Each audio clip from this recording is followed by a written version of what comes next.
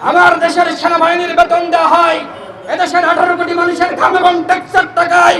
সুতরাং সেনাবাহিনীর প্রধান হবেন একজন দুর্বৃত্ত, একজন মাফিয়া, সেটি আমরা বাংলাদেশের নাগরিক হিসেবে মেনে নিতে পারি না। এই যে যারা ক্ষমতায় রয়েছে এরাও তো মাফিয়া। তো মাফিয়ারা কি করবে? মাফিয়ারা তো মাফিয়াদেরকেই ক্ষমতায় বসাবে। আসসালামু আলাইকুম। গণ অধিকার পরিষদ ঢাকা মহানগর কর্তৃক আয়োজিত আজকের এই বিক্ষোভ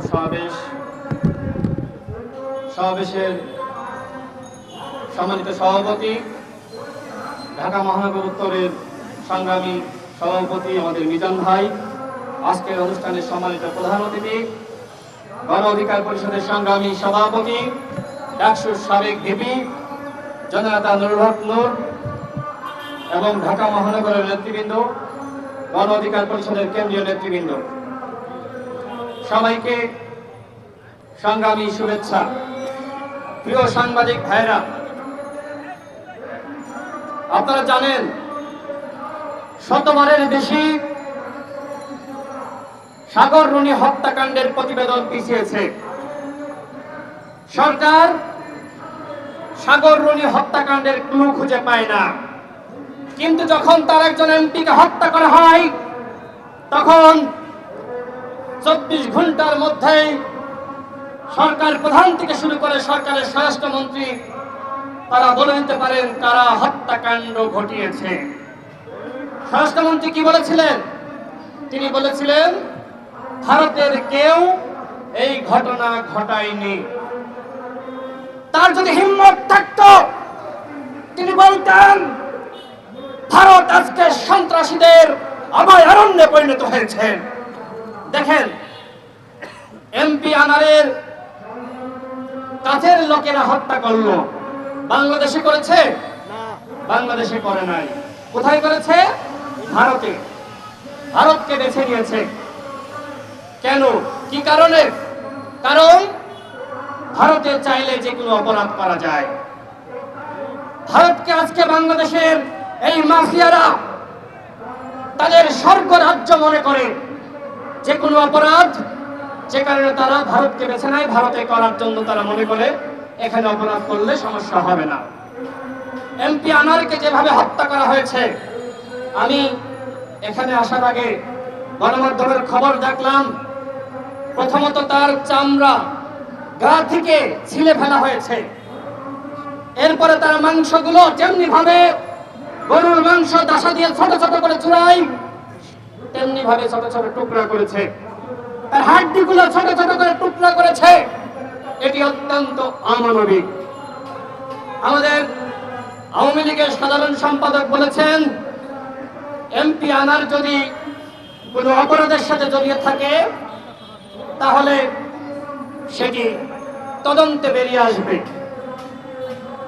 আপনারা যখন নমিনেশন তাকে দিয়েছিলেন তখন কেন তদন্ত করেন নাই? তখন মনে ছিল না তদন্ত করতে হবে? এরকম একজন মাফিয়াকে আপনারা নমিনেশন দিলেন, যে কিনা চোরা কারবারির সাথে জড়িত, যে কিনা মাদক ব্যবসার সাথে জড়িত। এই মাদকের ব্যবসা, সোনা চোরা কারবারির ব্যবসা, সেটি ভাগ বাটোয়ারাকে কেন্দ্র করে আজকে তাকে হত্যাকাণ্ডের শিকার হতে হয়েছে। তার বন্ধুরাই তাকে হত্যা করেছে। তার বন্ধুরাই যদি বাংলাদেশে তাকে হত্যা করত, ওই তার বন্ধুদেরকে ধরা হতো না, কারণ তারাও আওয়ামী লীগের লোক। যেমনি ভাবে ওই যে Aziz, all the prime minister man, দেখেন নাই? এরা সবাই শেখ হাসিনার লোক। এই যারা হত্যার ঘটনা ঘটিয়েছে এরা আওয়ামী লীগের, এরা শেখ হাসিনার লোক। বাংলাদেশে এই ঘটনা ঘটলে ওদেরকে ধরা হতো না, বিএনপি জামাতকে ধরা হইতো। ভারতে ঘটেছে তো, যে কারণে আর বিএনপি জামাতকে ধরার তো সুযোগ নাই। কারণ বিএনপির অনেক নেতারা আজকে বাংলাদেশে বসে ভারতের আগ্রাসন আধিপত্যবাদের বিরুদ্ধে প্রতিবাদ করছে। বিএনপির যুগ্ম মহাসচিব রুহুল কবির রিজভী তিনি ভারতীয় পণ্য বর্জন করার জন্য জনগণের প্রতি আহ্বান জানিয়েছেন। আমরাও এই আহ্বান গণ অধিকার পরিষদের পক্ষ থেকে জানিয়ে আসছি সবসময়। আজকে দেখেন ওবায়দুল কাদের সাহেব, আজকে তিনি বলছেন বাংলাদেশের লু আসলো, মিষ্টি মিষ্টি কথা বললো, গল্প শোনালো। লু বলল যে সম্পর্ককে সামনের দিকে এগিয়ে নিয়ে যেতে চাই। সেই লু যখন বাংলাদেশ ছেড়ে দিল, প্রস্থান করলো, এরপরেই বাংলাদেশের সেনাবাহিনীর সাবেক প্রধান, তার উপরে নিষেধাজ্ঞা আসলো। খুব সম্মানের, তাই না? আমাদের সেনাবাহিনী খুব গর্বিত হয়েছে, তাই না? যখন তার বিষয়ে আল জাজিরাতে সংবাদ প্রকাশিত হয়েছিল, তখন সেনাবাহিনীর পক্ষ থেকে, দপ্তর থেকে এটিকে প্রত্যাখ্যান করা হয়েছিল। এখনো পর্যন্ত আমরা দেখেছি যে নিষেধাজ্ঞা আসলো, সে এবং তার পরিবারের উপরে সেনাবাহিনী কিছু বলে নাই। আমাদের পররাষ্ট্রমন্ত্রী বলেছে যে এটি সেনাবাহিনীর বিষয়। আমরাও দেখতে চাই সেনাবাহিনী কি করতে চাই। আসলে কি আজিজকে তারা গ্রেফতার করবে, মার্শাল লর মাধ্যমে তাকে কি পানিশমেন্টের আওতায় আনবে, নাকি তার অপরাধ সেনাবাহিনী গায়ে মেখে নিবে, সেটি আমরা বাংলাদেশের নাগরিক হিসেবে সেনাবাহিনীর কাছ থেকে আমরা জানতে চাই। আমরা এমন একজন মানুষকে সেনাবাহিনীর প্রধান হিসেবে দেখতে চাই যিনি দুর্নীতির সাথে জড়াবেন না, যার পরিবার দুর্নীতির সাথে থাকবেন না, অথচ যার 3 ভাই বাংলাদেশের শীর্ষ মাফিয়া, সেই মাফিয়ার ভাইকে সেনাবাহিনীর প্রধান করা হয়েছিল। কারণ কি?